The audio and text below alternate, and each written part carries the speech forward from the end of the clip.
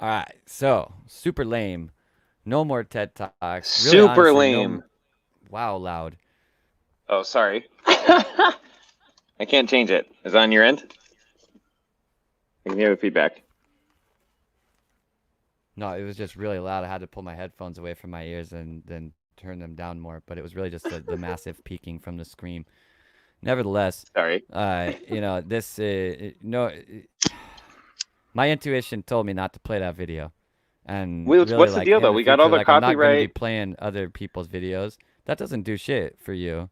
Like that'll give you some kind of claim after the fact, but that doesn't do anything ahead of the fact. Anybody who thinks it does believes a myth. It's not really the truth.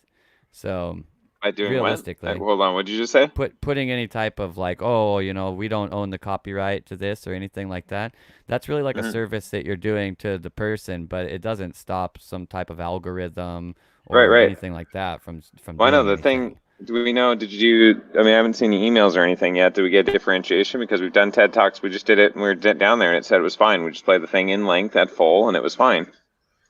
So I don't know what the deal was this time, but I don't know. Whatever. It's not I mean, happening tonight. I So already kind of like explained this in length why the TED Talks were a bad idea, or really actually leveraging anyone else's content, especially in a space where we're getting like a bunch of other people to give us their time to create yeah, content. We really shouldn't be using other people's content because it really just puts the entire channel at risk. In fact, the channel is technically at risk right now. Just a note to everybody who's watching right now, might have to direct you to another channel over the course of the mm, next week, because if that is a full level copyright strike, which it got pulled down like it was one, then mm, they will ban our ability to stream for a week whenever that actually goes through, gets and that will reviewed. probably go Yeah, through in the middle of this broadcast. So if this broadcast suddenly comes back down, then we're done for the night, and we'll direct you to a different channel via our live chats and stuff like that tomorrow yeah. after I go through the process of getting it set up and such. So I don't know whether that will happen. There's like 50 different kinds of copyright claims. Nevertheless, it doesn't really Yeah. matter.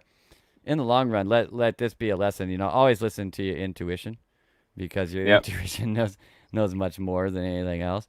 Well, and we So were playing it the last time and it was fine. So yeah, well, that's fine. So we'll just keep creating our own stuff, I guess. Community music, community stuff, community stuff. We'll just keep it in house, I guess. That's where we're going anyway. So I okay. mean, that's what YouTube's supposed to be, anyways. The entire idea of like reacting to other people's content and stuff like that is really a really. I mean, you are gray areaing out on their rules, and Hmm. if you are getting away with it, technically you're lucking out. So, I guess. I mean, yeah. aren't there reaction channels that make a shitload of, they have tons of viewers and subscribers and all that's all they do is react to, not saying that we're going to do that, but I'm just, it seems like some people figured out some way to get around those things, depending on what the dynamic is. Yeah, it depends on But what you're reacting to, how you do it, and like I mean, literally, like I said right before that, it's a gray area that you're skirting, and if you're getting away with doing it in a functional way, you're lucking out, because all the rules are in place to not allow someone doing that. So, mhm. yeah, it's Well, we loopholing. can continue on. We can continue on the topic. I mean, he presented some things in there that are worth talking about, and they we can continue on their own topic and our own experiences and intuition, I guess. So we don't have videos to refer to for facts or articles to pull up offhand. He had those all condensed in a video. That's why it was nice. We could reference those things he's already done, and then chat off that. But is what it is. So the dynamic he's presenting there, I know, like my parents watched that video through twice. They're very much get a lot of their information from mainstream news and social media, mainstream news sites that they're all part of and enjoy and whatever.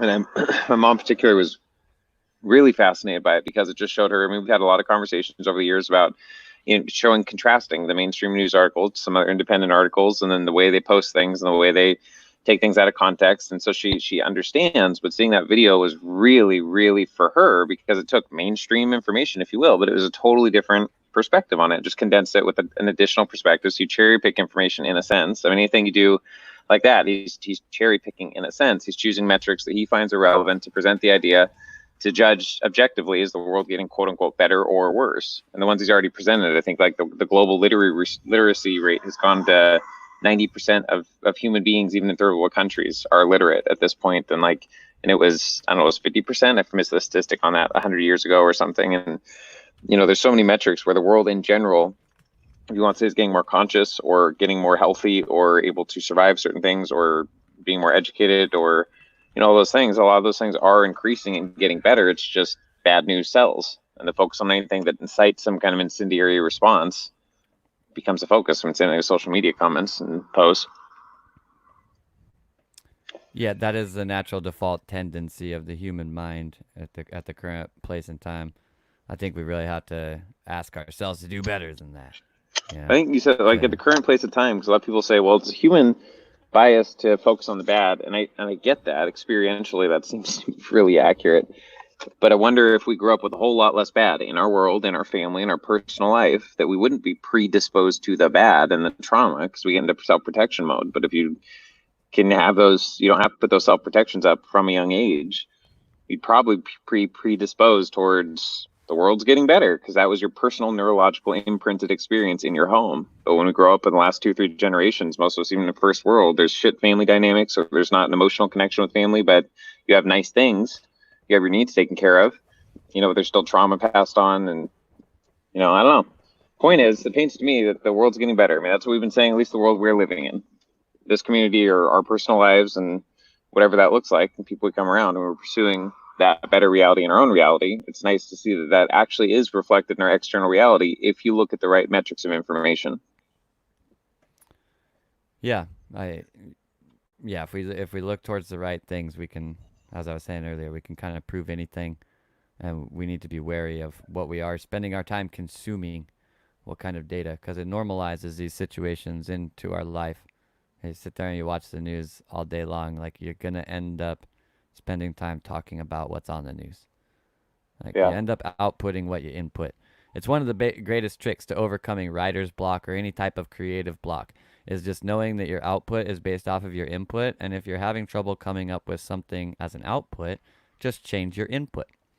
Just go do different Mm. shit. And you will inevitably have, this is why like the going for a walk it has overcome writer's block and stuff so often, is Huh. just inducing difference into the mind makes it think about things differently, and Variation that's or novelty. really all that it is. There technically is, I mean, novelty is a format of variance, right? A Mm. variance into a space that has not previously been variated into, I suppose. Mm.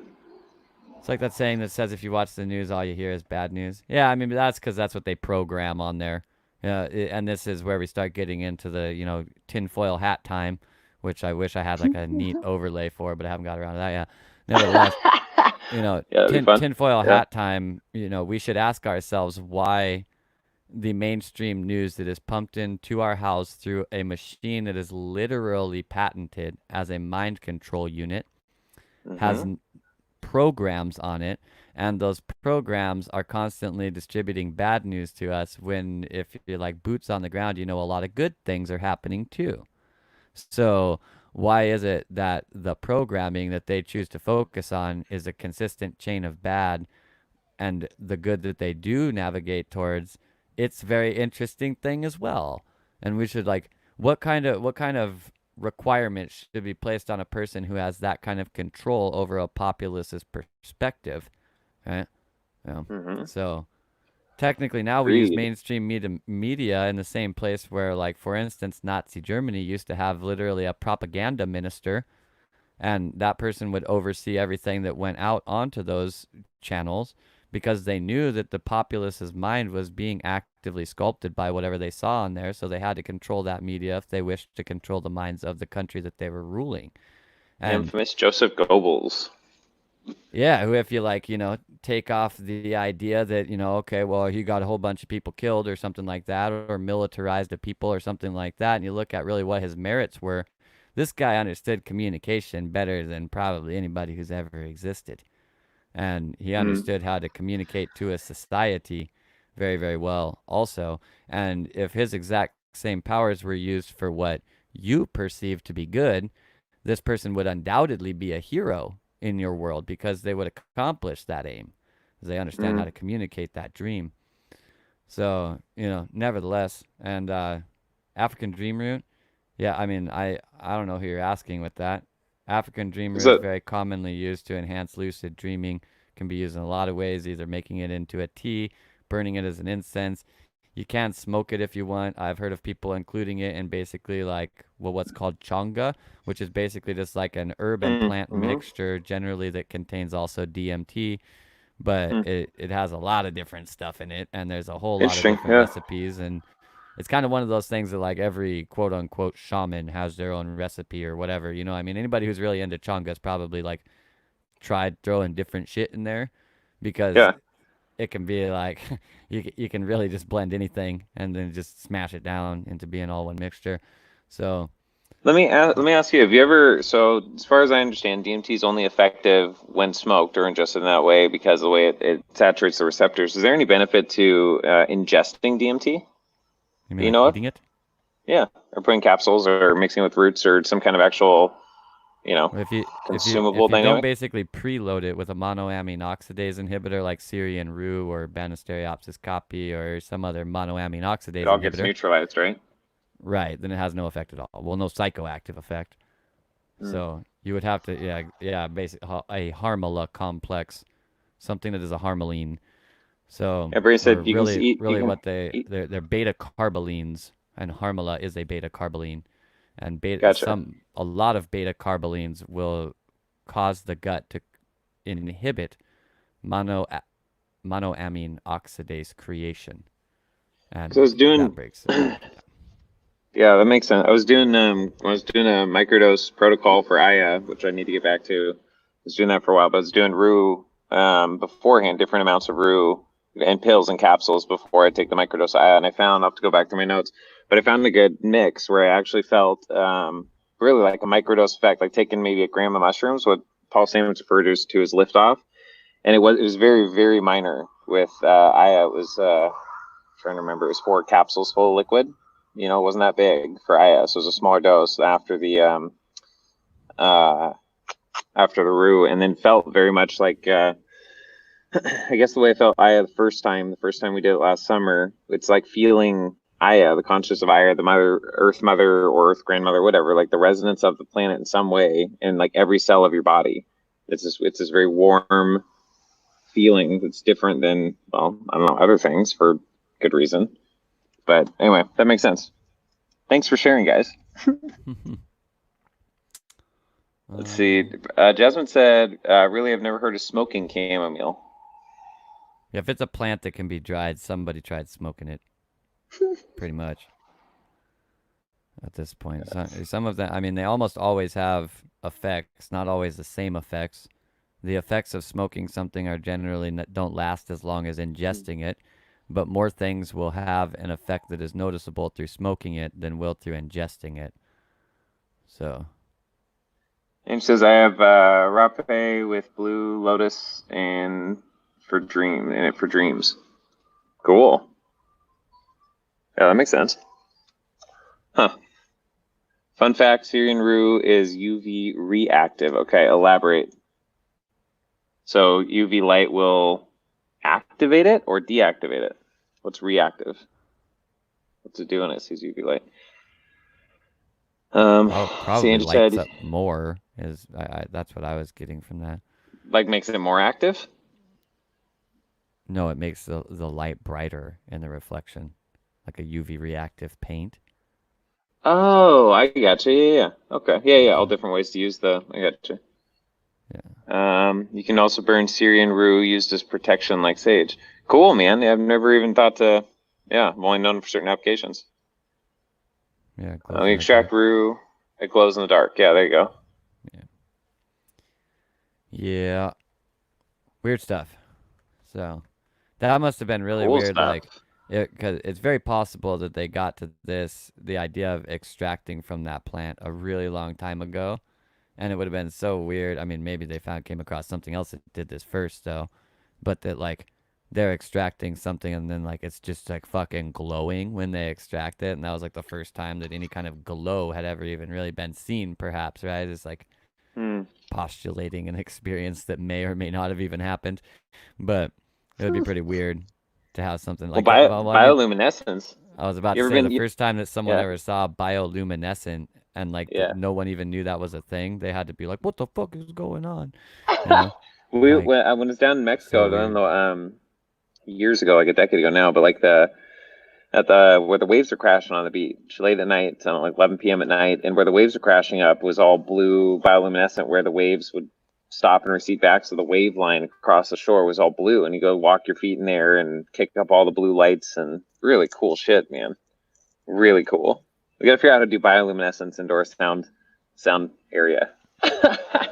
Bioluminescence and sonoluminescence. Yeah. Sonoluminescence would be worth throwing up on the screen as an image. Sonoluminescence is fascinating.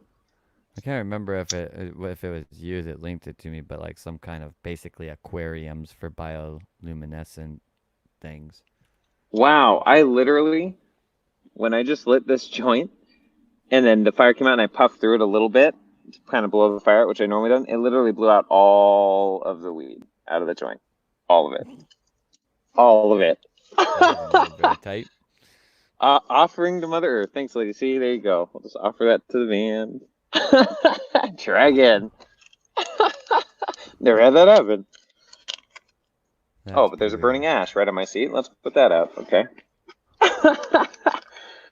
Let's see. Oh my God. Andrew said, glow in the dark slime. WTF, WTF, alien jizz. Yep. What if that's what it was? Little bioluminescent particles was some alien's jizz way back in the day, and it's like, whoops! Now that's all over the world, and it just fits into the ecosystem. Yeah, bioluminescence is so dope, and Kevin did lots of symbols and emojis, and I like them. And what's your code? Is that a portal, Kevin? Is that a paranormal portal? Can you sing that? Is that something you tone? Can't say it in words. Bad rolling skills here, and actually they're pre-rolled. It's a big old pack of pre-rolls, so not my fault. Say Jasmine says I've only ever used herbs for medicinal things like a headache or something like that. I never have used them to enhance my dreams or such things, though I'd like to experiment that aspect more. Like, welcome to a whole new world. It's like this is basically the side of using plants just to like change the conscious experience, not to resolve some problem per se. Although people still very much so lean into them, even in that case, to resolve just more abstract of problems. It's not a headache now; it's the psychological root of the headache or something like that. But nevertheless, like it gets weird out there. Never mind enhancing your dreams, enhancing your own just like little reality that's operating, because that might be a dream itself. And I actually, it's funny. I started since all the they're talking about dreams and lucid dreaming a bunch before we started this, pulling in the comments. I took a last 3 nights. I'm taking a lucid dream. No, it was 2 nights. Lucid dreaming herb mix I got off Amazon. You take, they're blue and red pills. You take the blue pills right when you go to bed. You wake up 4 hours later, and you take the red pills, and it's supposed to enhance lucid dreaming. And lastly, 2 nights ago, I had this really cool brief dream where I was in. See, I was walking through, I think, a kitchen or something. I was hanging out with Frank in the dream, and I was going to see Frank, and Paula was there, and she was doing her own thing, whatever, she's doing her thing. But then as I was walking through the kitchen, she was done doing her thing, and she was giving me her full attention. And we hugged, and when we hugged, she wrapped her arms around my ribs and lifted, and Paula's like 4'11". She's itty bitty. I'm 6'6". But it worked in the dream, because it's a dream, right? She wrapped her arms around my ribs and leaned back, and, like, picked me up off the ground, like popping my back, and I felt my back line. She did it like 3 times.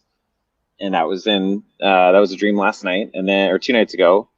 And then last night, or was it? I took a nap this afternoon. I did those herbs, I think a bit later, and then I was listening to Angela's show in my earbuds while I went back to sleep. And I told Angela if we got our show going today. She texted me, and I spent some time with her. By the way, during Jen's show, we went to another studio and spent some time showing Angela how to use StreamYard and how to use the overlays and all that. So I think going forward, she should be able to handle that on her own a lot better. Did you give her your login information? I did, yeah. So she can do it from there. And then hopefully, so going forward, she'll be able to manage all that stuff, which is ideal. We'll be able to do it with Holly this week, too. I mean, up there tomorrow. I think we're going to pre-record her show tomorrow and then do that Wednesday if everything's in place for that. And I think with her show, we're going to try doing like a very quick, we're going to do it live, but we'll play, the video we'll play is the video we pre-recorded. So we'll do like a quick intro and then be active in the chat the whole time with people based on the video, which is only going to be the total probably half an hour show at the most, give or take. And then like an outro at the end. So we'll see how that goes. But anyway, so I was listening to Angela's show and then was going back to sleep. And I told Angela, I said, all right, I'm going to go back to sleep. I'm going to put my earbuds in and I go to sleep. I said, I'll come and I'll boop you on the nose, asteroid or whatever, if I did put that intention in going in. And I remember while listening to the show, I remember feeling like I was in the room, like with them or with Angela while she was talking. And it felt very like a lucid dream, like awake in a dream. I knew I was in her environment, whatever, dreaming wise or astrally or I don't know, for a little bit. And I came over and like booped her on the nose and then went back to sleep or things shifted. But anyway, it just ties in with the herb thing. So there are different herb things to try. I've done different herb. I think what's shoot, I forgot the name. Is that Katakakichi? Totally butchering it. It's a dreaming herb that Andrew told me about it. I ordered that. That was in some of the herb mix we were smoking when we were down there too with the joints. Had some of that herb in it, and there's a lot of really interesting ways to do that. So Sam said, "Oh, about the pre-rolls, that's just lazy." Look, if you live in a state where everything's legal and your local dispo is like the candy store for kids, but it's all cannabis, yeah, you can call it lazy. It's just convenience. Sure. The convenience kind of breeds from effective laziness, no? Well, and opportunity. I mean, like if you have to roll your own, that's the only way to roll your joints. Then yeah, sure. If like a pre-roller, you got them somewhere else, and I guess that could be seen as lazy when they're abundantly available to you everywhere around. Then it just saves you time. Sometimes I like rolling my own too. I go in different seasons of doing things, but not everybody has the opportunity to just go buy a pre-roll. See, jumping. Wait, what did I miss? Herbs, no fear, just step forward and try, jumping. You got this. Space Jesus slacking on his rolling skills. Yep. 100. Jesm said, psychological, metaphorical, spiritual, traumatic root cause for every illness. Like, damn, nothing wrong with me. Just need to process my feelings better. LOL. Yeah, that's really always the case. I mean, even the psychological metaphor that seems very sciencey and all that is really just a story by which we gain some kind of functional understanding of our operation. So, whatever story or understanding, understanding, whatever you want to call it, helps you navigate your world better is obviously a functional one. You know, you're making it function. So, but Yeah. like you're saying, it's really just about dealing with your experience better, which you could call your feelings or your emotions or whatever. That's just, you know, a threshold for your interpolation of experience. Say, Sam says to make beautiful joints. They burn so well. I would love to smoke a joint with you, Sam Beatty, someday. And I plan on visiting Angela in Glastonbury in the UK sometime this year. So if you guys are on the UK, we'll have to have a UK expanded understanding get together because that'd be fucking cool. I don't think I've ever been to Europe. Yeah, I've traveled a whole lot on this side of the world in the last few years, but like I don't think I've ever been to Europe. Really cool. Such as I roll cross blunts. That's fucking cool. I've never smoked one. I've seen them online. Let's see. Well, so me too, Sam's great skills to have. It's your signature blend. Well, then we definitely gotta do that next. New York expand understanding fearless family gathering. A bunch of cross blends. Frank will be down. He'll roll a bunch of blends.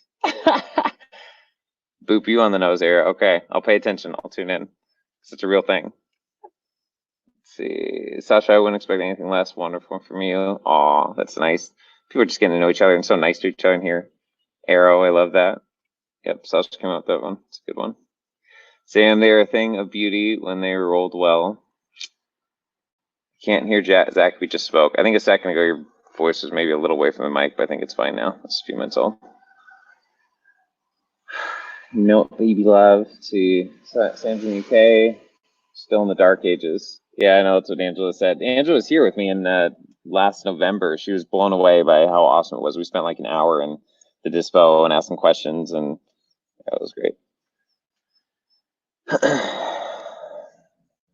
Let's see, Stonehenge baby. Yeah, so I think Angela said she's like right by Stonehenge, which isn't far. I don't know where Glastonbury is, but that's gonna be cool. So I'll have to do that. Hour and a half away from Glastonbury, so for sure, awesome. Yeah, it's a lot more than a continent away or an ocean away. I'm not looking forward to that plane flight, by the way, whatever that is, like fucking 9 hours or 15 hours. Jesus, yeah, no thanks, but oh well. We gotta figure out teleportation before they're saving some money on a plane ticket. We're just Salisbury. Is that where the steaks come from? because that'd be cool. Salisbury. Probably. Ray said, "Was New York? What is NY where the gathering is, or wait, is New York where the gathering is?" So I'm just saying, like, if anywhere I go, let's have a gathering if there's people around, because that's cool. Or Zach goes, or anybody from the group, man. You guys, we don't have to be there. Like, if you guys in the group are near each other, like, do your thing and meet up and post pictures and hang out. That's cool, just to connect people around the world. It's great community. And I gotta find this joint I just dropped. So excuse me.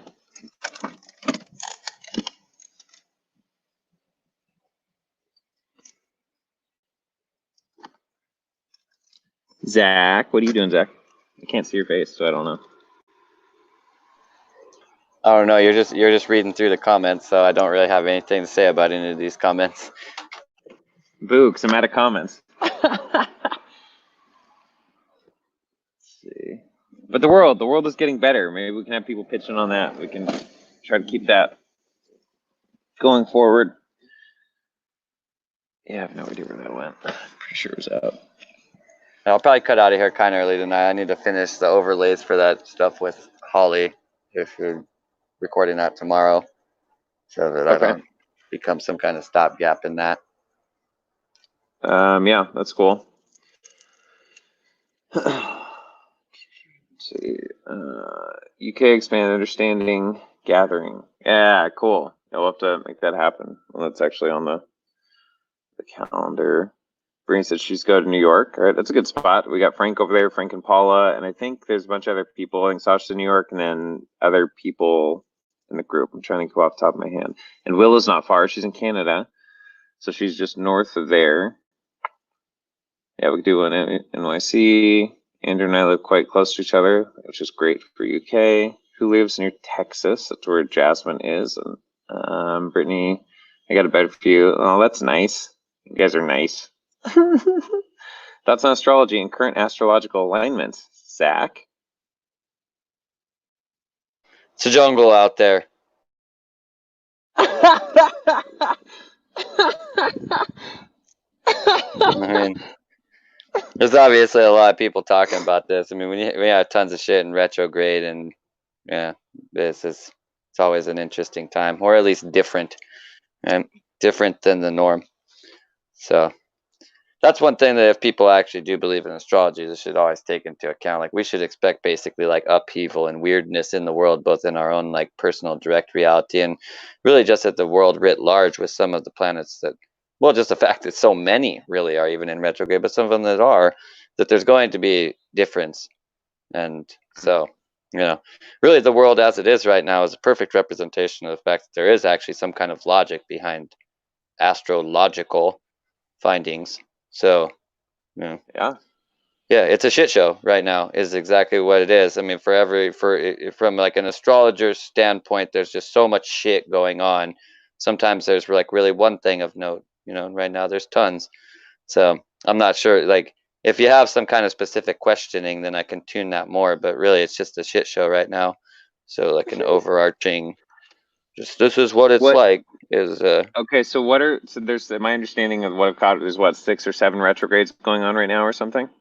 One of them being Pluto, which is significant because it only happens every 200 years. Is that correct? Pluto's double retrograde cycle. We're in the second retrograde of this Pluto cycle. So when does that end, and why is that significant? October. It's a very long cycle. The previous times that it's happened has always been aligned with major societal change in the times that we've been watching it. And I mean, Pluto is the planet of transformation anyways. It's the great transformer is what it's known as. So really its movements transform different things. As it makes its transit through the sky, it transforms functionally different things, and that alignment would usually be made based off of your natal positioning and how your houses are laid out. But when it is on major cycles, then I mean, well, Pluto is not really about like just changing yourself. Pluto is about changing the world, the way that the world is changing more than anything. So cool. So even like the stuff we're doing with the community during Pluto retrograde would make sense, creating something totally different and outside of what the world is doing.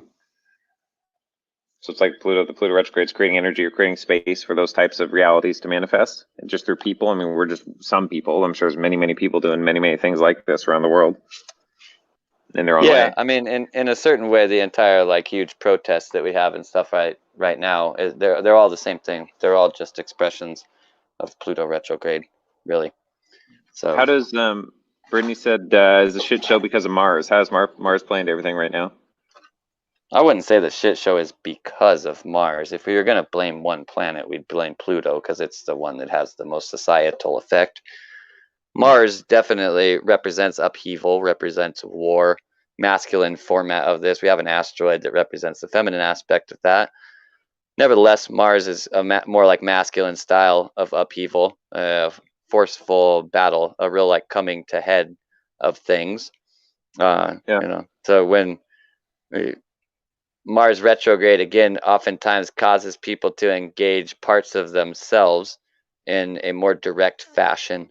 And when people are in the process of doing this, they have a tendency to be like touchier to people outside of them because they're already kind of at war with themselves. When Mars is going direct, we generally have a tendency to take that war outside and rather be more about like that something else is causing that outside of ourselves. When it retrogrades, it takes the war inside, basically. Mm. But when we're already always it's kind of like a pressure system. When it's always kind of flowing out, then the pressure is constantly getting released. When the pressure is building because it's flowing in, then when it does actually burst and go outside, that burst is generally, well, for lack of a better terminology, more violent, right? Not violent in the Mm. sense of necessarily it's going to hit or hurt someone, but just that it's like uncontrolled and coming out in more of like a chaotic format than an ordered format, like a pressure release valve would generate. So Mars has a tendency to create this more direct engagement with the self, and like I said, like to it's significant of the you could understand it as the battle and the masculine format of the battle, where the battle is directed at, where it's meeting at a head. So Mm. definitely Sabrina said, influencing the whole sky is influencing the whole sky all the time. So as far as like all of them are important, really.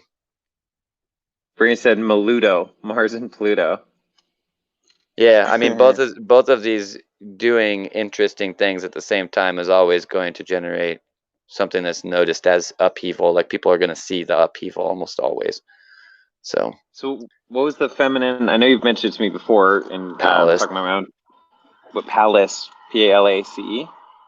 Pallas, but Palace. Okay.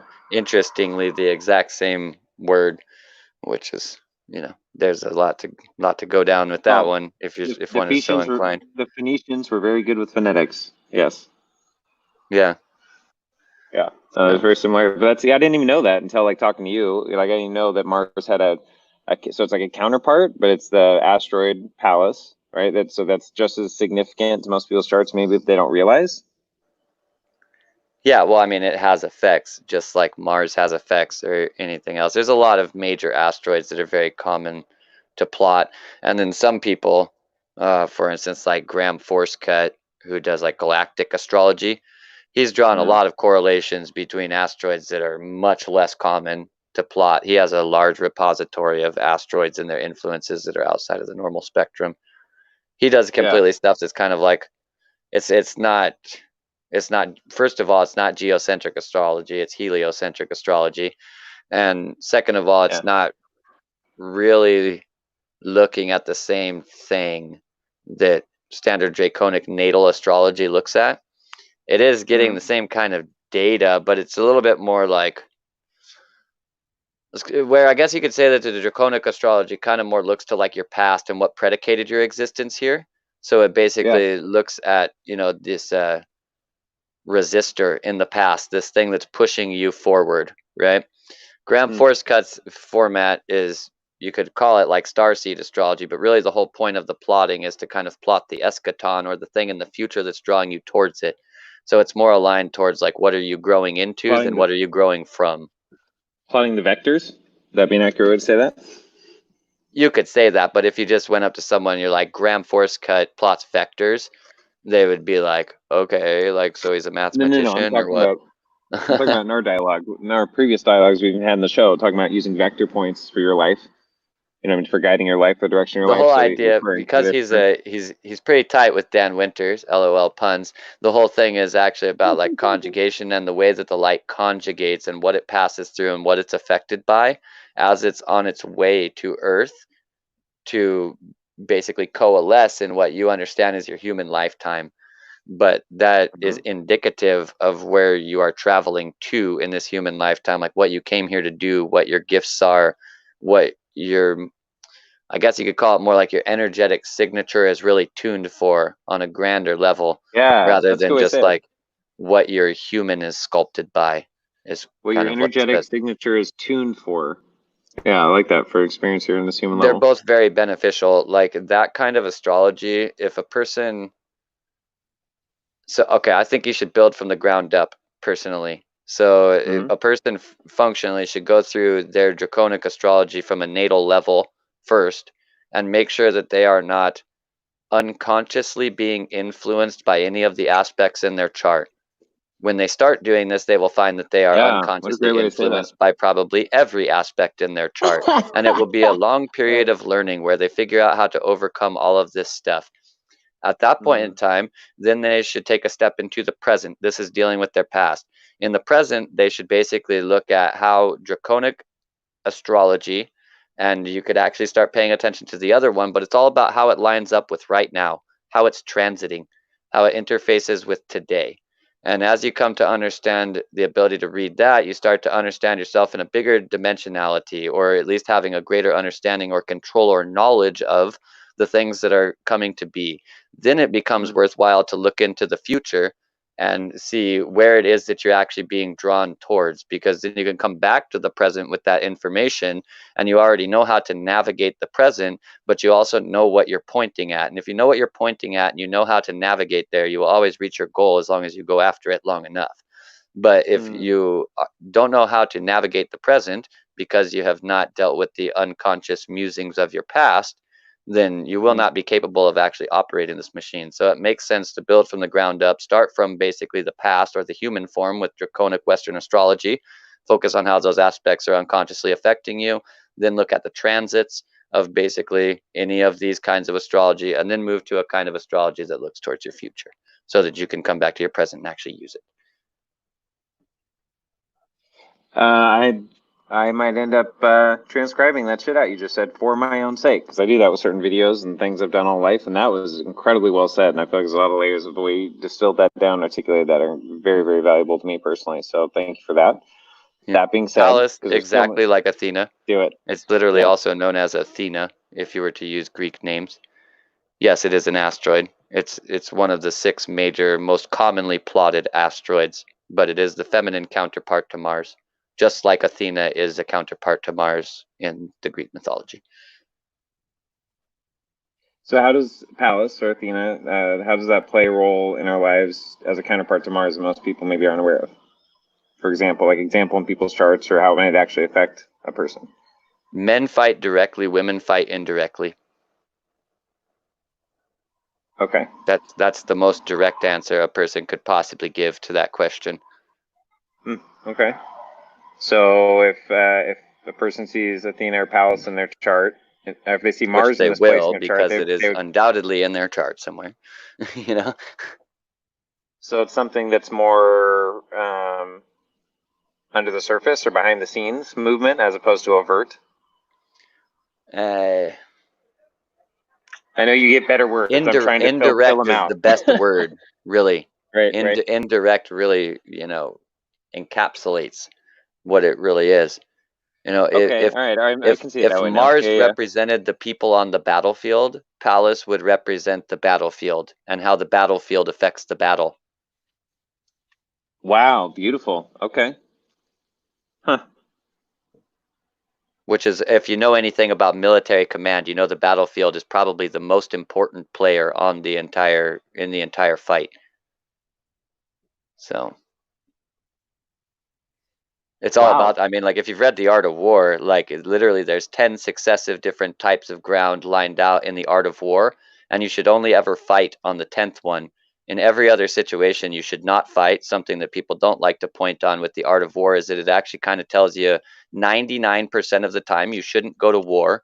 And the only time you should go to war is when you're backed so much into a corner that if you don't go to war, you'll be killed without fighting.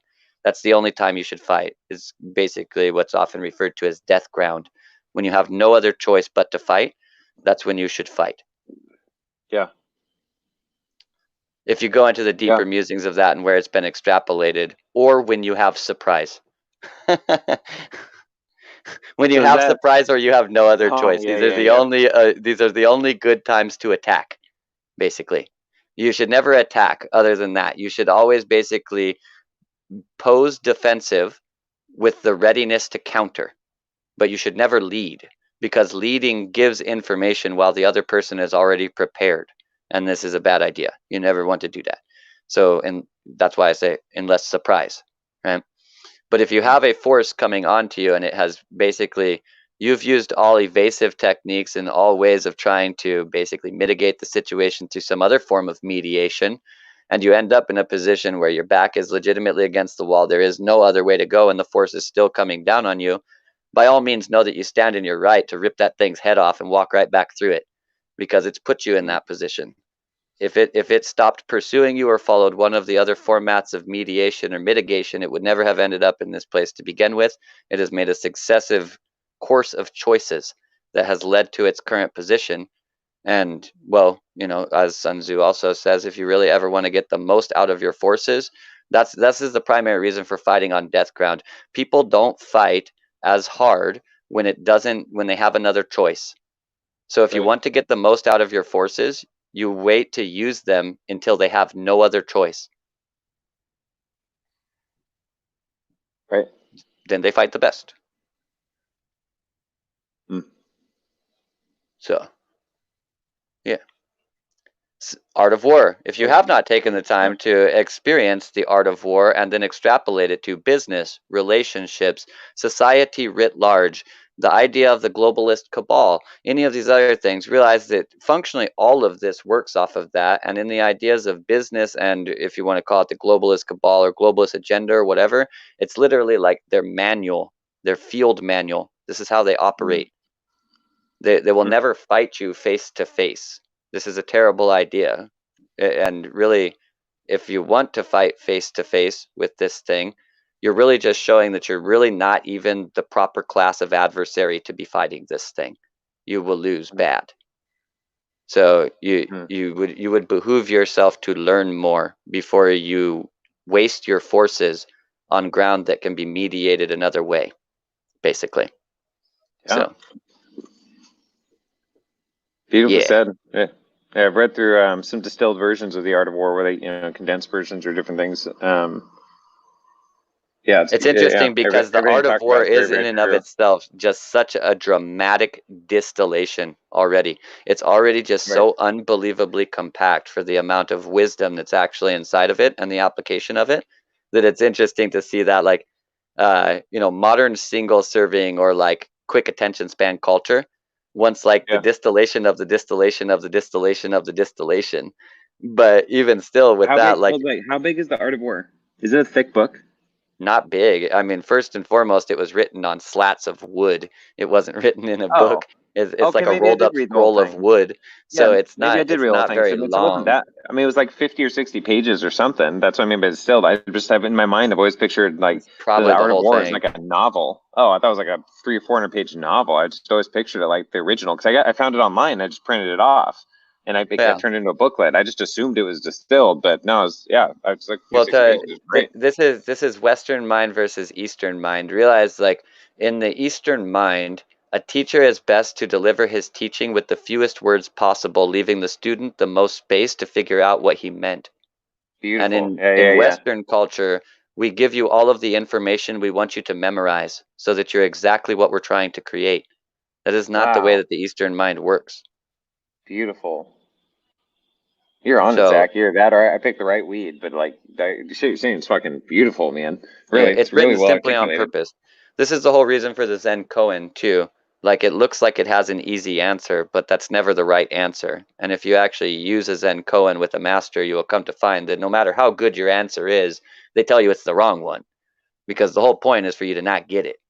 It's the whole point. It's for you to contemplate it for a very long time until you get to a point of frustration, and then you have an actually novel thought, one that was outside of logic, one that was outside of your beingness. It's one that comes only from the breaking point of frustration. That allows you to peek through basically the, Maya. It allows you to poke your head out of Maya and see what is really there for just a moment. So, yeah. Basically, all formats of Buddhism kind of do this. Well, with the exception of Vajrayanic Buddhism, Mahayana and Bahayana Buddhism are really about overloading the mind with information to the point where it realizes is there's just too much, and then it has the natural drive to want to basically simplify everything, and in that it begins to realize the simplicity of all things. Only once it gives up on its drive to understand the complexity can it truly appreciate the simplicity, though. This is the Tao.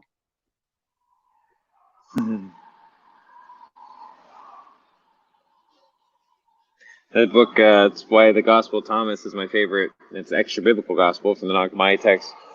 That's I think it starts out with Jesus says, "If you or those who can know, those who figure out the meanings of these statements will never taste death," or something like that, right? And they're all these some are kind of clear, some have kind of overt morals in them, or like, logical reasoning. Others are like, what the fuck? What? What does that mean? I'm trying to put, and I understand you're going through translations, and from, I think, whatever the Nag Hammadi was written, it might have been Greek or something else or whatever, to English in a form of English. But still, the concepts and the things are so like vague in a sense, but also there's a depth to them. It's not just letters with, like we talked about before, like the Hebrew word for heart, lev, right? 2 letters, but the whole, then them in of themselves. So if you say like every man has a heart, like in a sentence, but if you look at it in Hebrew, for example, and that we just focus in on each word or letter and skip to the end, every man has a heart, or every human has a heart, or something. And you focus on heart and break down the letters, and you see that the actual pictographic, symbolic, historic meanings, and the sounds and the cadences and the shapes of the letters and where they came from, all the things in them, that it means the leader, the teacher, the instructor, the protector, the guider of the innermost being. That's literally what the word means. Like, you can dive into the richness of depth of minor touch points on anything, if you're aware of them or perceive them in that way. Or everything's just really simple and doesn't mean much. It's kind of how you perceive it. Being able to articulate that way, though, Buddha, Jesus, Lao Tzu, all those, Krishna, and all the ones that, like the Proverbs. That's why the Proverbs are so beautiful, right? It's not all the answers. It's not like, well, let me explain to you in detail. And I do this, I'm guilty of this for sure. And there's some joy in that, though, in elaborate articulation in some sense, because of things I've learned and the way they've made coherent connections in my own life in some way, or some new expression that's kind of elaborate or silly or whatever. And that's part of it too, like finding, I guess, ways to re-elaborate or re-articulate in a way that is novel, especially on things that are old, or old concepts. Have you ever compared the Gospel of Thomas to the Corpus Hermeticum? What is the Corpus Hermeticum? You mean you're talking about which one? Trismegistus? Is that the one? The Corpus Hermeticum is basically in the school of Hermeticism, which is where kind of Greek alchemy comes from. There's an echo on your end, by the way. Where Greek alchemy comes from, this is kind of like the base text for that. And it's really kind of the one man espousing teachings to his student. But it goes into basically kind of the reason why it came up is because you were talking about the idea that if someone was to come and know these things, then they would never taste death. And that same kind of concept is kind of espoused really early in the Corpus Hermeticum. It's basically like, I'll teach you the ways to immortality, but you won't understand them. But here we go. Now I'll teach you all of them. And it proceeds to go over quite a period of time through story and verse of explaining functionally all the secrets to this Pymander. And, but it's all prefaced with the idea that, like, that I can't tell you the secrets of the universe, but I will tell you the secrets of the universe, but you won't be told them when I tell you. You will have to find them for yourself still. Yeah, So, I love that. I love that. It's beautiful. Yeah, 'Cause this really, is basically yeah, the entry-level text to Hermeticism, which is a yeah, completely functional vehicle for apotheosis, which is basically what you're looking for, whether or not you chose like dancing or art or, you know, making music or starting a super corporation or taking over a planet or whatever. What you're really doing is going along some kind of vehicle of apotheosis, trying to understand yourself as basically the governor of your reality.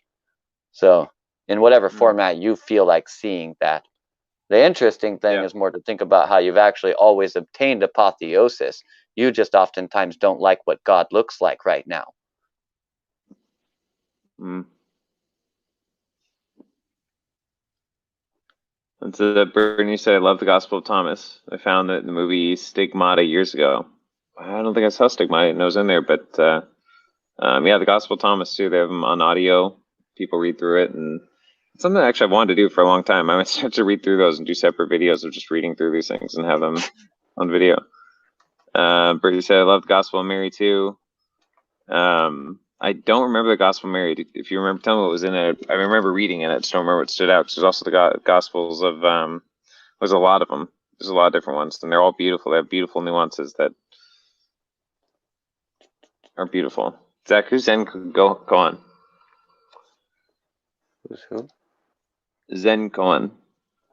Zen Koan is, I referenced these. They're basically a format of question that a master asks the student that the student is Okay, right. supposed to basically ponder the answer of, but kind of the kicker with all these is that there isn't actually a right answer. There's a bunch of answers.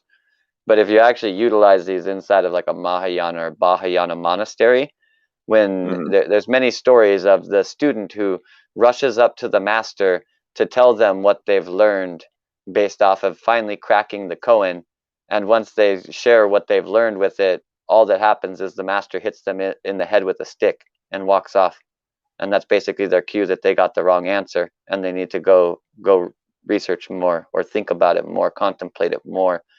There's not Yeah. really actually an answer to any of these. The whole point is to basically frustrate the mind. Yeah. So I like that. I like it a riddles. lot. Yeah. The one that most people know is like if a tree falls in the forest and no one's around to hear it, doesn't make a sound. That's a very commonly propagated Zen koan to the Western culture. My personal favorite one was, does the cat eat the cat food if the cat bowl is broken? But that's just because of what this is the thing, that is the one that frustrated my mind to the point of snapping, because that was the one Really? that I thought I knew right away. So I mean, I could see how it could. I'm choosing not to go down the trail of thinking about that in different ways and just taking it as your story. But so that was one you thought about, and like how long did you think about that before it really made you snap or whatever, made your mind frustrated to that like point? every night in meditation for like 6 months. It was Wow. the koan that I used. You literally just reiterate it over in your head and fill the entire Yeah. space with the question and wait for the answer. And some nights you think you have an Beautiful. answer, and then your teacher, which in my case was my mom, tells you, no, you're wrong. No, you're wrong. No, you're wrong. And so that was just the one that worked for me. The other ones I liked. Wow. I just couldn't stick to them. I don't know why. There was something about Yeah, that but one. is there something with so she's going to say you're wrong no matter what I until didn't know what? that Until you then, have that. by the way. Yeah, that's what I'm saying. So not knowing that, no, does that ruin it? Because I feel like I'd have to omit that. Like, okay, I know that's wrong, but like you have to stick to the discipline of it because of knowing that it'll I still mean, provide quite you the honestly, fruit. I might be doing everyone a disservice by even telling you this, because Right? Like, damn, that sounds really good. the point in time that I came to realize this, I had come to appreciate the riddle for an entirely different reason, and that's when it was apparent to me that there wasn't actually an answer to the riddle, but all of the answers were inside of the riddle, and that was the beauty of the riddle. And now I finally appreciated the riddle because it was impossible for me to solve, and that substantiated its true existence. So the riddle was true. And so once I realized that the riddle was true because it had no right answer, was that this is when I realized, holy shit, Zen koans don't have answers. And I realized, like, I come from a Western mind. I kind of just thought maybe my mom didn't know the answer a lot of the Yeah, time. You know what I mean? sure, But, sure. you know, I'm pretty damn positive. If I would have been at a monastery with some, Buddhist monk who'd been doing it for 70 years, and he's all old and looking all legit and all this shit, I'd run up to him, white boy, loud mouth, real full of himself. Haha, old man, solved your stupid riddle. Here's the answer. And he bopped me upside the head. You know what I mean? Yeah. So he would have told me I was wrong too. And I get it now. I was wrong. Yeah. The fact that I thought I had the answer was my wrongness. I do not have the answer. And that allowed me the space to become okay with that. That's beautiful. Yeah, it's funny. I met Shay out in Barbados, and I don't know what his belief system is or any of that, but he was the most. He saw every perspective, and he saw the balance too. So he'd think about something sincerely, da da da da da, huh. But also da da da da da. And he just the balance of both perspectives, the same thing. I can't think of an example right now, but we connected so well, and it was so beautiful to see. Hold on, Ring said, "Riddle me this, Batman." When is a microdose no longer a microdose? When Frank dips in and out unexpectedly out of chats or out of phone calls or out of supposed to connect with him, that's when I know a microdose for Frank is no longer a microdose, and it happens a lot. Oh, fuck, man. When you're tripping balls, Brittany says, fuck yeah. Frank, want to come on and tell some stories? Bazinga, dude. I love Bazinga. Got super into that show for a while. I concur, Brittany. Frank says, So I'm not sure if hashtag. the same things are inside of them, but the first, okay,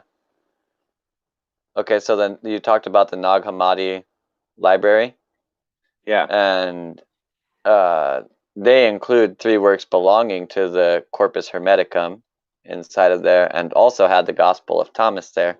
So it's interesting that these were both found basically in the same place. Yeah, I was gonna say, I think I've read it. I don't know if it was called that, but what you're describing, I feel like there's so many things I've read, and I print them off in booklets, which is hard because then the names don't stick to me as actual the original image and text. So I'd use as much as I could. But Frank said, grading S Prime KG creator. Greetings, Frank. Some of y'all, when you weigh it out, Frank. Yeah, no doubt. When you weigh it out, Frank, that's when you know. Oh, no, it just ate so. Whoops, not a microdose. If you're the one dosing, it's probably not a microdose. Greetings, Willow. Greetings, Sam. Greetings, all. Hey, Frank, we love you, and we're glad you're here, and we're glad that Fearless Family is also expanded Understanding Family, and ISN Family, and all the other families are creating, because it's tribes coming together. Bazinga. LOL. Speaking of which, Sasha created a set of icons here that if you're going to step out and have a smoke, those following 4 emojis is a good way to let people know. Willow thought that was a great idea. Just so you know. Creating her own lingo. Bazinga, bitches. Yodate. Frank says he knows when a microdose is no longer a microdose when my understanding starts to expand. Yeah, Frank. I fucking love you, man. Had to. What, Frank? Very nice.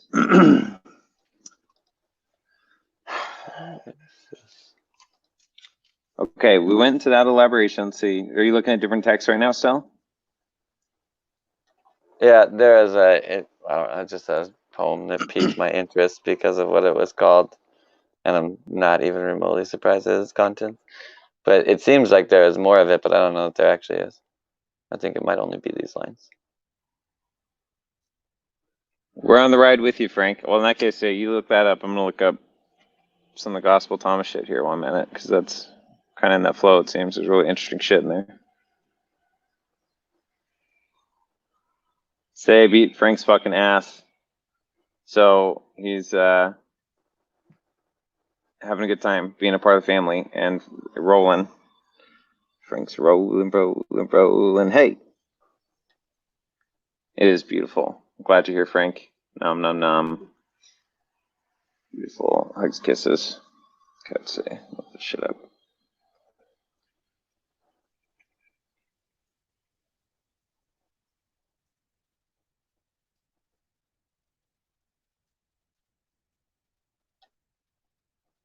Books are so cool, man. Dude, yeah, like really. Maybe that's what I'll do. Like sometime. Feels like that would make me happy to read through text in a video. I've wanted to do that for a couple of years actually, and do my own little commentary. Oh yeah, I almost have my outfit. I need to get a pair of glasses and I can do Aaron's ailment alignment. I got it right, I think. Aaron's ailment alignment. See, I got a cardigan shit thing that I can wear. Yeah, I can get that going. Let's see. We love you too, Frank. Always appreciate you coming by. Or really just existing, even if you're not coming by. Hey, Space Jesus, that's me. That's because of Frank. That's why that happened. It's awesome. It's the funnest archetype that I've embodied thus far, I think, over an ongoing period of time. Rolling with my homies. Frank says he's been looking for his comb for 20 minutes. It was in his beard. I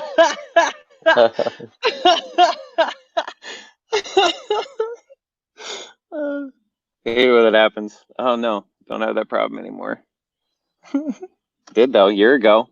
Did my first show with Frank. Frank, fuck, we did our show almost literally a year ago. Maybe to the day. Cool. It's a Frankiversary. Frank Era-versary. Era Frankiversary. Oh, all right. I got the Gospel of Thomas. You want to hear some Gospel of Thomas sayings? Sure. Maybe we can find out if it sounds the same as Corpus Hermeticum stuff. Yeah. All right. Let's see. Frank says he's a little stressed out, so let's help calm you as you comb your beard, Frank, with some sayings. Where he said, whoever finds the interpretation of these sayings will not experience death. Let's skip ahead to someone. So we did some last time. Jesus said, when you see one who is not born of a woman, prostrate yourselves on your faces and worship him, for that one is your father. Outside of a Christian construct, now I'm not really sure what that means. Do any of us know what the whole of any of these things mean, you know? Some of them, though, I'm like, holy shit. Like, the more I learn about myself and other shit and interconnecting shit, and, like, I read through them and I'm like, holy fuck, it definitely means way more to me now on certain levels. That one just doesn't. Yeah. Okay. But some of them don't, man. Some I go to depths, I'm like, I bet no one's ever thought about this way. You know, other ones, I don't have a fucking clue, man. I don't know. Mm-hmm. Which is great. So, let's see. Jesus said, blessed is he who came into being before he came into being. If you become my disciples and listen to my words, these stones will minister to you. For there are 5 trees for you in paradise which remain undisturbed, summer and winter, and whose leaves do not fall. Whoever becomes acquainted with them will not experience death. Like, I mean, there's a lot to be broken down there, numerically or different dynamics, but blessed is he who came into being before he came into being, or who is aware that he was before he was born. Mm-hmm. Sam said, sending calling vibes your way, Frank. It means don't call him daddy. Yeah, good. That's the best interpretation, Brittany. It means don't call him daddy. Yeah. The text you're reading, Aaron, I used to hear all the time at church. Really, because this is very uncommon in the primary. Oh, wait, you were in the Jehovah's Witness dynamic, I believe, right? So interesting that they would read these. Yeah, I bet, because my understanding of Jehovah's Witness is it's very superiority complex. I mean, any religion to some extent is, but only 144,000 are going to heaven. So not millions. Most Christians think millions or billions. Anyone accepts Jesus, right? But no, not the Jehovah's Witnesses. They think it's 144,000 are going to the real heaven, and that's why they live so strictly and whatever. So they probably are incorporating these esoteric dynamics because it's helping them get to the kingdom of heaven, I guess. That's just my own musings. I don't know. Jesus said, I shall choose you, 1 out of 1,000 and 2 out of 10,000. That's quantum. And they shall stand as a single one. It's interesting. His disciples said to him, show us in the place where you are, since it is necessary for us to seek it. He said to them, whoever has ears, let him hear. There's light within a man of light, and he lights up the whole world. If he, or it, does not shine, he is darkness. Oh, hear that, Frank? Kevin? love you, soul family. Let's see, love your soul family. Is that an answer from another one? Did I miss that? Or maybe Frank just typed it. Either way, I agree. Jasmine said, to us is interpreted as if you basically serve Jehovah God faithfully and understand how to fully apply yourself in the teachings of the religion, then you're saved. Jehovah's Witnesses have a huge superiority mentality. They're above all religions and are the only true religion. I know, no doubt. Really get into it. They're all like that at the other levels. According to them, they emphasized that so much.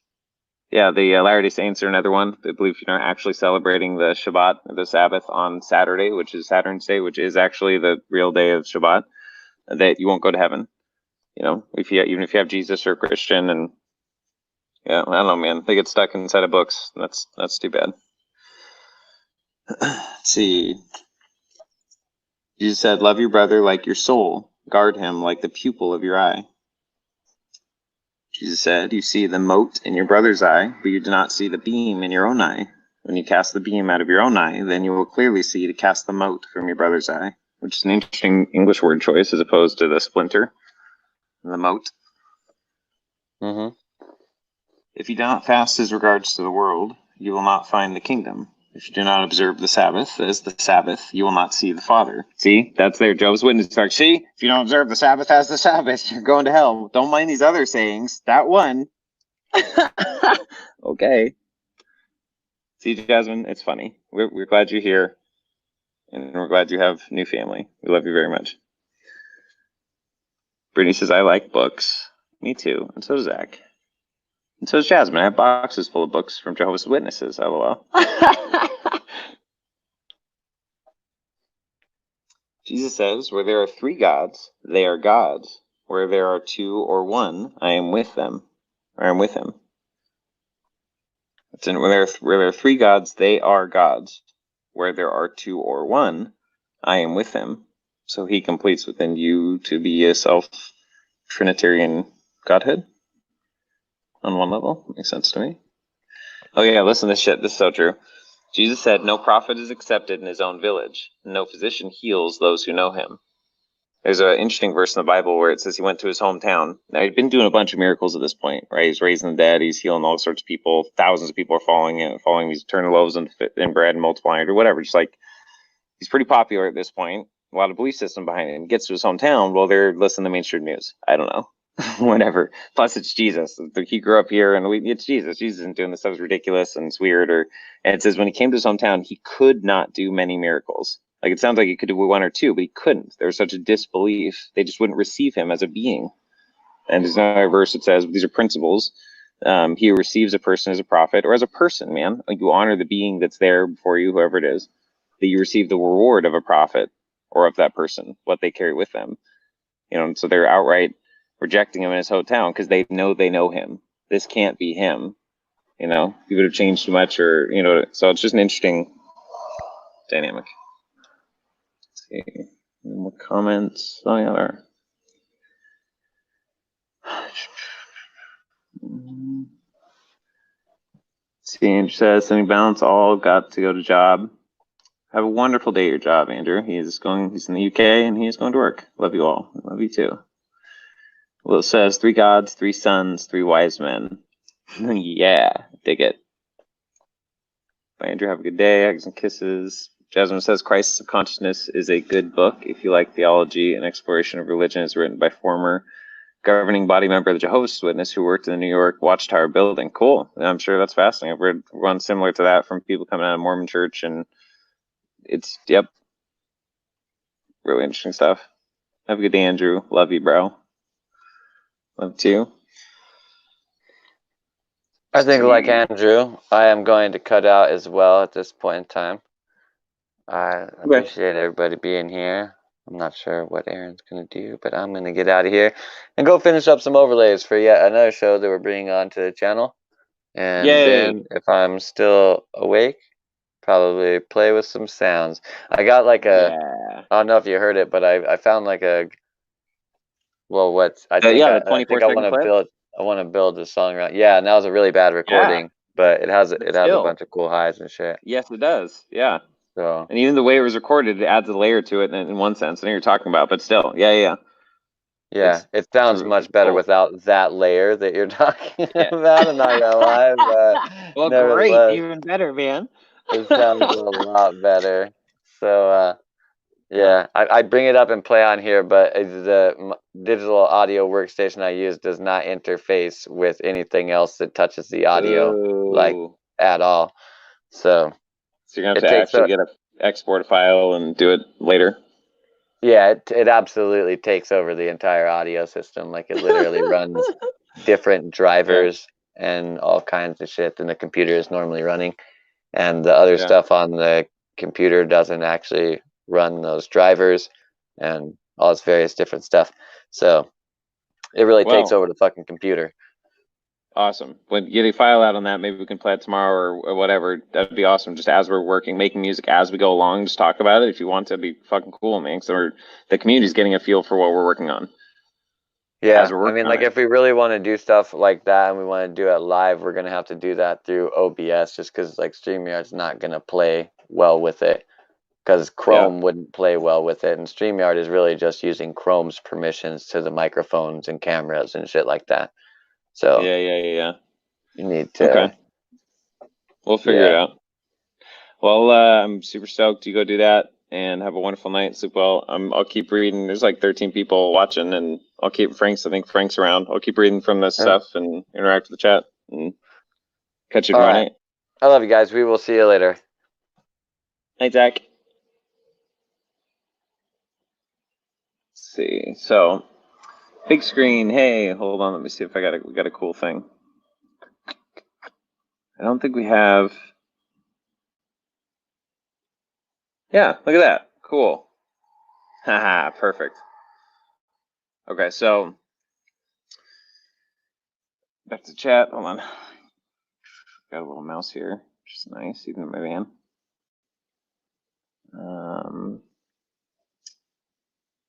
Bye, Zach. Love you. Love you, Zach. Peace. Oh, it's on the recording, guys. The energy's going to him. 7 governing. Let's see. Hold on. Let's finish out these. Love you, Zach. Good night, Zach. He loves you all too, very, very much. Like a lot. Oh man, I didn't even notice. Like, face is greasy. It's not so big. All right. Jasmine said, "There's 7 governing body members that are chosen by Jehovah's Witnesses, basically around the whole religion." Yep. Good night, Zach. I like your scarf. I like yo scarf. Thanks, Sash. I like it too. It's blue. It's like this navy blue pattern thing. I got a lot of navy blue, and I kind of like blue because it makes my eyes kind of more blue. I like blue. So, back to the Gospel of Thomas. The Gospel of Thomas. Thomas was known as the doubter, by the way. He doubted Jesus in the Bible. And so it's nice to hear in these other Gospels, if you will, totally different perspectives of Jesus, let alone what the church has taught about it. And that's the thing. If you're a Christian or whatnot, read the text for yourself. Please do yourself a favor. Like things I'm reading from, read them in whole and read them and think and just process through and cross-reference what Jesus actually said, the original text. The legitimacy of these texts are just as legitimate as the others. They're worth reading because they can really help to expand your understanding. I was within the Christian construct while reading these for a long time. It helped me be a better person, though. Helped me know Christ better based on what was written down about what he said. Anyhow. Joseph says, the cold air. In Seattle, it's not like when it gets warm, I still can wear like light jacket and stuff in the winter. Summer. But no, it's not particularly cold. It's nice. It's nice weather right now. The biting cold is gone. And that's the worst. The biting cold. I can't imagine being in a place where there's snow all the time in the winter and stuff, but so it's getting nice. So I said, you're welcome. Thank you for your welcome. As I said, it's been a while since I talked about Jesus. We talk about space Jesus all the time, but Jesus, right? Which is you, which is me, which is all of us. I burned my own Bible. I burned some, man. I burned certain at different times, like for different reasons. It's really about ritual. It means something to you. It's representing something. It's helping to heal trauma potentially when you're doing it. You're releasing the old. You're putting in your own energy from that life and that belief system into that, and you're transmuting into the something that's beneficial for you now. You know, that's a beautiful act. Like when people get out of like all that stuff and like, oh my gosh, you're burning religious texts. Like, dude, what's it mean to you? That's a beautiful way to do something, Jasmine, in my opinion. Most Thomases found in Mary too. Oh, okay. Nice. They mesh. Texas is always hot and humid. Yikes. Georgia's hot too. Yikes. No thanks, guys. Hot and humid. The humid part, like, I don't know. I don't mind. Like, I'd rather live in a tropical area in a sense. I don't know. I don't really care. We're pretty flexible. But, you know, it's nice we don't have to worry about those biting temperatures for long periods of time or extreme hot. Jesus turns me right off, laugh my ass off, probably just me. I use fiber paper for rolling joints. See? That's a good way to do it too. I learned a lot from parables. Yeah. I've used Bible paper for a joint before. Out of desperation. LOL. Look, you Sasha and Jasmine, you two little twins. All your little synchronicities. Oh, and Brittany too. I've used Bible paper within the year. A Bible, maybe she wins. She might win on that. I don't know. Frank said I did that on a cruise to Canada. Yeah, see? You're transmuting the energy, man. You're taking the religious written words, right? And you're transmuting them into ether. And you're actually ingesting it in a sense. You're taking the true principles, uncorrupted parts or whatever, or the sacredness of it that people hold as a symbol set that helps them find healing and wholeness and putting it into your being and transmuting. And now it comes out of you in a totally different way to help people find healing and wholeness, which is really the fucking point. Connect to self. Like, really, it's not that hard, guys. Why do you have so many dominations? Come on. See, that's my girl. Show in hotel rooms. Hotels, make sure you got them on deck. Yep, they do. It's the Gideon's Bibles, I think is the most common one down there. So,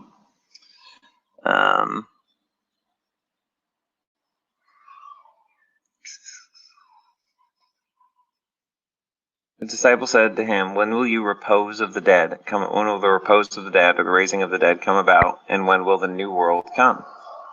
And Jesus said to them, what you are looking forward to has already come, but you did not recognize it. See, it's shit like that. Like the better sayings of Jesus, you know, it's like, it's already here. It's in you. He told them that the kingdom of heaven is within you, and it is at hand, and it is all around you. But only if you have eyes to see or ears to hear, will you perceive the deeper meanings of these truths and parables, even through corruption over 2,000 years. That's why I can be here doing this channel and saying the things that I do and meaning it and where I'm at in my own process in my heart, because I dove deeper into it and took them very seriously, you know, in the right ways, like they healed myself. So maybe for some of you, these are really helpful to go through, because they're certainly fun and beautiful for me still within the parallels elapsed, so that I can translate them to my life now in ways that may have nothing to do with the original words.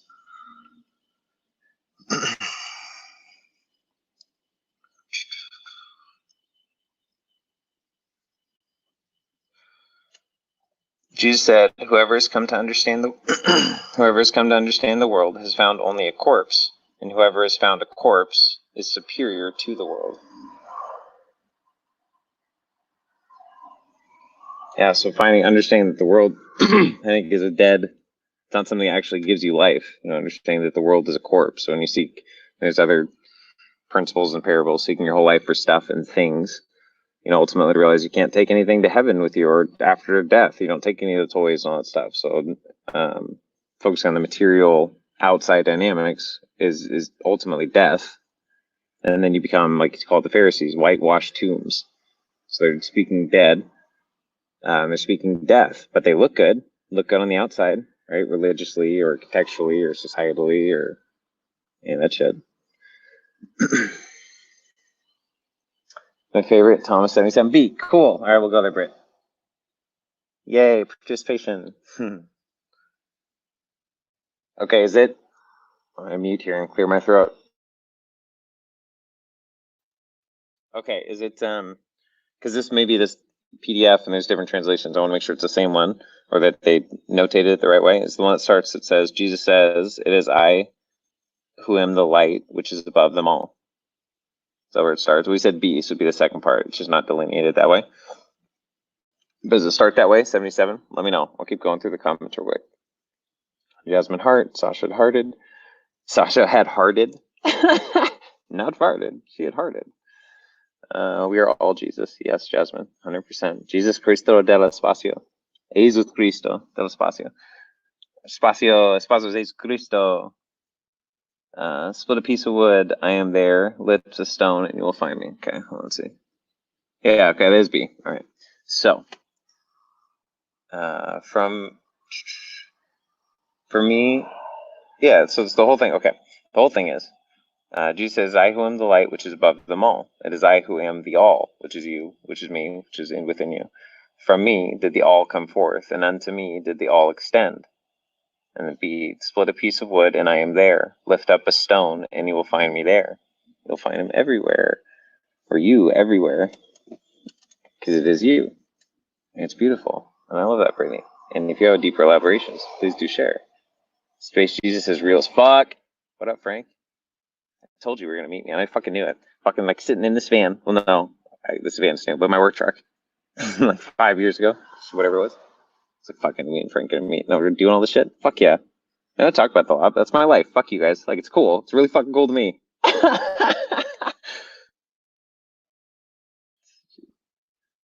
Oh, Purple Hearts. Yay, that was one. Yes, off my ass off. I forgot all my favorite Bible texts. Like, they got erased from my memory. And that's fine. Maybe that's not for you at all. Maybe that hinders your life. Like, not just your memories attached to them, but like those texts may have nothing to do with your future. Zero.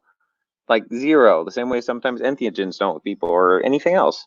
So awesome. Maybe they're wiped for a really positive reason, to clear that memory out so you can fill it with the things that actually enliven your heart, the symbol sets, if you will, metaphors, the sayings, the friendships, the whatever you need in your reality to help you find that deeper and deeper and deeper continual layers of beauty and love and self-awareness and self-beauty and self-love and, like, you know, healing, forgiveness, all those beautiful things.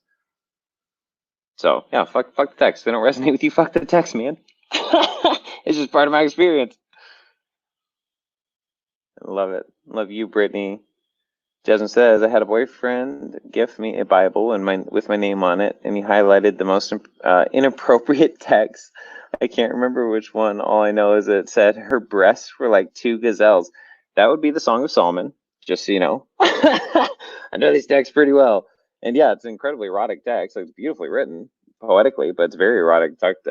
He refers to wanting to, desiring to consume her, I'm sure it's the fruit. I forgot it. It's an euphemism, you know, for and yeah, it's actually a really beautiful love story, and there's a lot of parallels. You can actually do that if you're like reading through that entire book. It's 11 to 12 chapters. There's a lot of wise parables, musings, and sayings in there, because it's supposed to be written by Solomon, the wisest man that ever lived, soul of a man, which is you, which is me. It's all inside of us, man. It's all there. Really, just got to find it. And everybody to your own history, your own extent, your own experience. But there's more in there than you realize. Let's put it that way. There's more inside you than you realize. I don't care who you are, myself included, anyone. Like, there's so much more inside of me than I realize. I just keep finding it all the time. So I kind of let go to realizing there's depths to things on some level. I know there is, but like, that's why we don't know all of the things all of the time. Right, Sash? So let's see. Laughing my ass off at tits. Yeah. Isn't that what it was? Yeah, you're right. I think you're right that her gazelles and like breasts, and it's a whole thing. People be creepy as fuck. But yeah, the boyfriend did it. I'd be curious, like, the details of that, because I could see on like on his end, he could have thought maybe. Well, I don't know. That one's a little weird, but like he could have highlighted other passages. There's another passage in there. It says, "I am my beloved's, and my beloved is mine." Is a beautiful saying. It's just before that passage. He could have highlighted something like that. But still a little creepy if he hadn't run. Well, he says a boyfriend. I don't know. That might have been a little more romantic than kind of creepy. I don't know. Or maybe it wasn't creepy. At the time, it creeped you out. It creeped you out. Other times, it might be like, oh, it's funny, or something else. Night, family. Love you. Night, Sam. Have you not slept yet? I think that's what she said earlier. Andrew just woke up. She hadn't slept, and she's in the UK. So that means it is 6 a.m. where she's at. Yeah. And Sam rolls her own joints. That's why she's up till 6 a.m. Fucking meatheads. Good night, Sam. XOXO. Night, Sam. Night, Sam. Good night, Sam, says Jasmine, too. So says, no, that was objectifying a woman's body. Shaking my head. Okay. No context ever given. That is objectively objectifying a woman's body. You're right. Out of context. That's absolutely 100% doing that.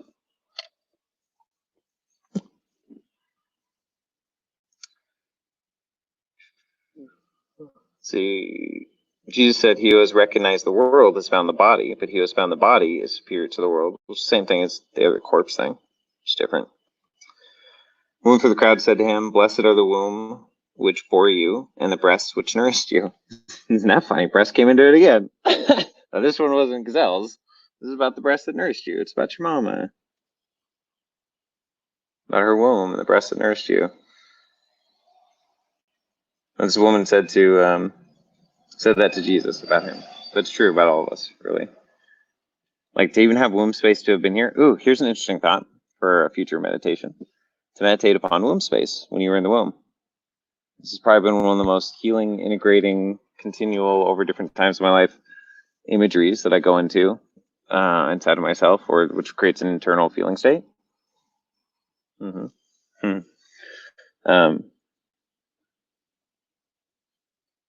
DMT experiences actually have helped to really, I guess, increase the viscerality. It might be a word, the viscerality of that experience for me. But being in the womb water is like safe interdimensionally. It's kind of in between both worlds and safe, and you're hearing your mother's heartbeat and the warmth, and there's so many dynamics there that, from this lifetime or any other lifetime, and to imagine yourself being on the inside, not on the outside, on the inside, and also back in a place where before words, it's a feeling state, emotions, awarenesses. And even with the knowledge you have now in a meditative state, you can be there, but there's a level of almost letting go of the words and repositioning yourself in that place. We're allowing float tanks, like 0G space to even heal parts of your psyche or physical body just by envisioning there. Yeah. Anyhow, chat. Let's see. Just that was the most inappropriate boyfriend I ever had. He meant to highlight the dirty text. Okay, yeah, totally, fair enough. That sounds really shitty and bad. It's just Sweet Dream Sam was a little late, Will. I think Sam was gone. Jasmine said that Song of Solomon wasn't talking about wanting his sister. No, it wasn't about his sister. It was about some other chick. It was actually about a chick who was tan, because she worked worked around outside and he was in love with her, and it's like a Romeo and Juliet type story. Well, that's not Romeo and Juliet, but more of it's a story that's played out in other texts is my point. It's just through the Christian paradigm. That's why the Bible's like, for me, lots of fucked up stories in there that people take other ways as if they're beautiful things. That is very true. But the thing is, shitty people are shitty people. So there's shitty people that are Christians, and there's shitty Christians, and they use texts to do shitty things because they're shitty people. And the same thing for Muslims and any other text. And I apologize very personally and very sincerely to anyone who's ever done shitty things in the name of Jesus or the name of being Christian. Because it's bullshit. As a human being, it's bullshit. And then it mars symbol sets, which could be beautiful, to be able to respect other and find the beauty in other people's symbol sets. And then people have a hard time in Christian symbol sets because of the pain and trauma that's been inflicted upon them by people who claim that name and claim those texts in perverse ways and shitty ways. And so I deeply apologize from the bottom of my heart on behalf of that paradigm. That was a part of a long time. That name, not that I acted that way. I carried that name and that nomenclature. And so on behalf of them, I apologize. And they're very much our people like me inside that right now. They just don't believe the things I believe now, but they're those kind of people that are beautiful people. So EMC Gospel Thomas, yes. That was actually the other one on here.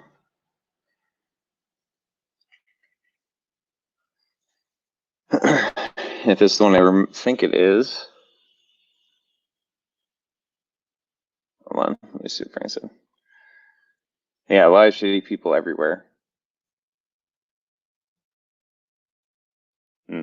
Imagine if I just talk shit about shitty people in the Bronx, like shitty because of my experience with Bronx people, right? But then there's people like Frank in the Bronx, so that's not true. But maybe that's true about a lot of them, and maybe it's true about a lot of Christians, maybe, you know. But I met a lot of beautiful ones too. They really are everywhere, just as there are shitty people everywhere. And it's nice to gather them together, the good ones, but not here. LOL. There are beautiful stories within the Bible and beautiful people that worship, of course. There's the one where Jesus pushes the kid off the roof. Okay, yeah, let's see. Oh, that's right, Frankie. Lots of people originally were shitty and caused trauma, but also lots of good people that were in there that also tried to help me out and were genuine. Yeah, me too. Frank says we're gonna glow. Yeah, man, bioluminescence. I want that shit. Not just like radiating light. That's fine. I want to glow in like cool ways, man. I want to glow like fucking green or red or weird colors, like my own fucking LED, like a light display, my own bioluminescent display. However, I want to display myself to someone or in some way. That's how I want to glow. All right, I got the Infinity Gospel Thomas on. Let me find that part. Let's search for a roof. There it is. All right, cool. You guys want to hear this shit? Yeah, that's right. I did read through this before. It's not super fresh in my mind, so I'm not sure what the context where I should start. Let's see.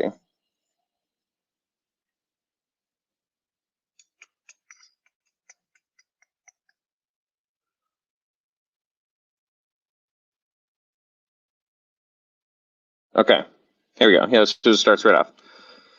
A few days later, Jesus was playing. All right, listen to this, everyone. Let's prep this going in. Brady said, I'm a glowworm. We're all gonna glow up. Yeah. We can lighten the mood with this one. Great. Good call, Brittany. I love you. All right, so this is the MC Gospel of Thomas. And this is verse 9 of. Why isn't this in very much order? Chapter 9? I don't know. This one isn't laid. Some of the problem with getting free text online or finding text online, they're sometimes not laid out very well. Okay, a few days later, after Jesus was playing on the roof of a house, when one of the children playing with him fell off of the roof and died. When the other, okay, so first of all, I don't think he pushed him then, at least in this version. The one you heard, maybe he did. There is a gospel. It's like a novel written. It's something it takes these texts and makes big jokes out of it. Like in a novel, it's hilarious about the childhood life of Jesus, hanging out when he pushes him off, unless he does here in a minute. But this version says child died, but maybe they changed it, Brittany. I bet you pushed him off. Bet you that's how it went for sure. They're like, nah, that doesn't look good. We don't now explain that to the people. Let's change it. Yeah, fucking bad. Okay, when one of the children playing with him fell, air quotes here, guys, fell off the roof and died. When the other children saw what had happened, they fled, having Jesus standing all by himself. The parents of the dead child came and accused Jesus. You troublemaker, you're the one who threw him down. Jesus responded, I didn't throw him down. He threw himself down from the roof and died. Then Jesus himself leapt down from the roof and stood by the body of the child and shouted in a loud voice, no way. But no, that's not what he said. But the word is Zeno. Why I said no way? Because in Dragon Ball Super, the like king of the universe is this childlike, eternal childlike being that's named Zeno, Lord Zeno or King Zeno. He's very silly. It's just funny that Jesus said Zeno. It's synchronistic to me. I didn't know that when I read it the first time. I only saw Dragon Ball Super in the last 6 months, so that's cool to me. Oh, you say love me too? Nice. Dude, he pushed that kid. Yeah, I got you. All right. Zeno, that was his name. Oh, all right. So his kids. Apparently, Jesus killed the Grand Master of the Universe, Lord Zeno. See, this is why going through text again, or even old books or shit, gets so much funnier sometimes. Like, there's just shit you've come across in life, and now there's a joke here that was not a joke before at all. It was just his name. I dig it. Okay, so he said, get up and tell me, did I push you? He got up immediately and said, no, Lord, you didn't push me. You raised me up. See, they even got the kid line in the text, Brittany. I know what's up. I got you. Those who saw this were astonished, and the child's parents praised God for the miracle that had happened and worshiped Jesus. Bet you it happened. He went to him astrally, right? Because Jesus is like, he's legit superhuman. Doesn't mean he's a good guy or whatever. At the time, he's a kid and he's figuring shit out. He's like, oh, I can raise people from the dead. What if I push Johnny? What if I push Zeno off the roof? I bet you could raise him up. He's like, oh shit, his parents saw. No, watch this. And then he goes down, and then before he goes to him, maybe appears to him as a death walker, and tells him, if you get raised up by Jesus, you better say that you jumped off the roof. So then he gets raised up, and then Jesus said, did I push you? No, I fell. You raised me up, which was true. It was like the deal he made to go back to life. He's like, I hope you raised me up, I dig it. See, rewrite history. Who knows, man? That's the problem with this stuff. If you don't have, this is what they always said. If you have the written tradition without the oral tradition, you're lost, or vice versa. That you need the two to bounce off each other. But if you didn't have a continuing oral tradition, and a lot of cultures, that's the Hebrew dynamic, which also the Abrahamic traditions probably believe that dynamic, the esoteric roots, which is the Muslims and the Christians as well. But a lot of the other Eastern cultures, it's all oral tradition, some written, but a lot of it's the focus on the Eastern and other worlds and tribes. It's oral because the oral changes over history. You carry on the truths, assuming there's not the massive genocides and things that happen, especially the last 2 or 3 generations, or 3 or 4 generations, or 200 years or so.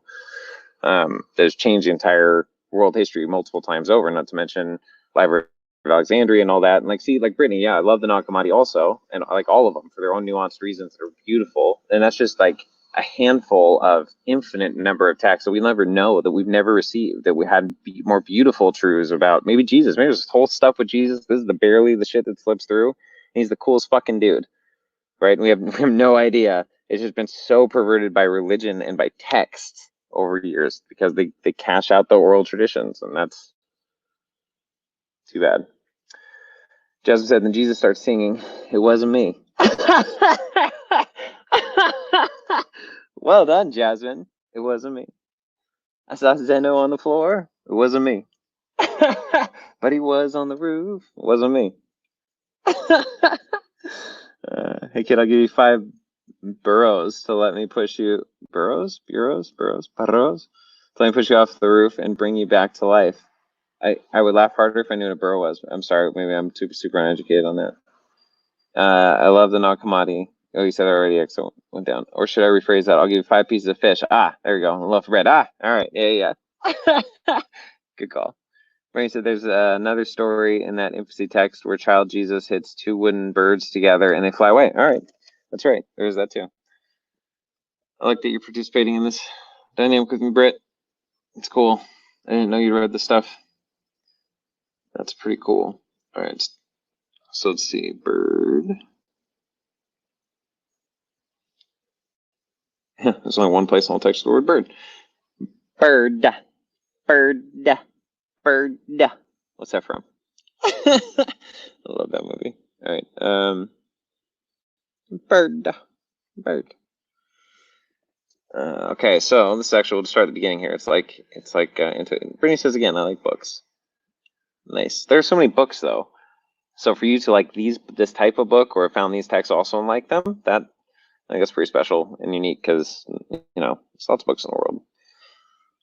Okay, so boyhood deeds of our Lord Jesus Christ. That's how you know this is legit. Like they did not write that in the original text. These are the boyhood deeds of our Lord Jesus Christ. I mean, like how much later was this written, right? So this is the story of Jesus. This is the way he grew up. Like, come on, man.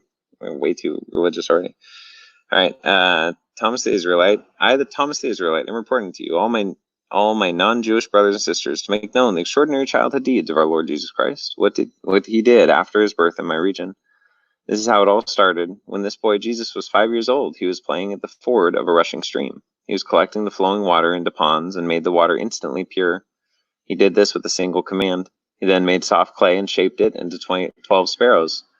He did this on the Sabbath day, and many other boys were playing with him.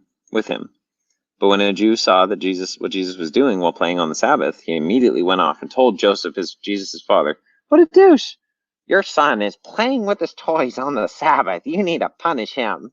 Yikes. Hey, did you talk to? I mean, I guess go talk to the. Don't leave the kid alone. Go talk to the father, I guess. But just the fact that you even do that. And he says, "See here, your boy is at the ford, has taken mud and fashioned 12 birds with it, and so has violated the Sabbath." Oh, I mean, they do that shit all the time. Just that angry. Ugh. Like your fucking jowls shaking. You're just angry for no good reason. So Joseph went there, and as soon as he spotted him, he shouted, "Why are you doing what's not permitted on the Sabbath?" But Jesus simply clapped his hands and shouted to the sparrows, "Be off, fly away, and remember me, ye who are now alive." And the sparrows took off and flew away noisily. The Jews watched with amazement, and then left the scene to report to their leaders what they had seen Jesus doing. When Jesus heard Joseph saying this, he laughed and said to Zacharias, "Believe me, teacher, what my father told you is true. I am the Lord of these people." I am the Lord of these people, and I'm present with you, and have been born among you, and am with you. I know where you. Okay, let's go to the Hebrew dynamic on this too, where it says, "I am the Lord of these people." Like, there's so much English nuance on that. That was El, or Lord could be taken as El. It just means I am an elevated one among you, and it's not like saying he's basically he's fully aware of his place as a mystic, in a sense. And so it doesn't mean he's an asshole or some arrogant prick or whatever. And the religious overlays, there's works of I can't remember his name right here. He shows he went really meticulously through all the modern gospels and places that they re-emphasized and inserted these weird sayings. The Lord, I am the Lord, and the Lord Jesus is among you. And they, instead of just being the boy Joseph, not even Jesus. In Hebrew is Joseph, by the way, which is a whole other thing. Or sorry, Joshua, not Joseph, it was Joshua. Yahushua, or Yeshua. And then Jesus, Jesus, Zeus, all that. Anyhow. So these are things I keep in mind, and I guess I'm aware, maybe reading to audience in some level, that, and just that's what comes to my awareness, that maybe there's a little nuance there. Maybe not. Maybe this is just me. So I guess me just sharing, oh, this is my mind. This is how it's, how it's affected in certain ways. Anyhow, let's see. I'll check comments here. My bad, not wood. No, it's okay. That's like remembering parables. Like literally, this is exactly how stories are told. So if you were going to reconvey this message orally, you do the best you can to remember. But what was the point? The point was Jesus did. Now there are numerical truths. A lot of times these texts that carry alchemical and numerical meanings and things. But if you're just talking about carrying on stories to carry on tradition and principles and whatever, how you recall the story, what was the feeling you had in it, even if it made you laugh, even if it had nothing to do with the original message, but you're able to convey it in a way that there's some meaning you're conveying, whether that's humor or something, then you're creating an oral story still based off the original.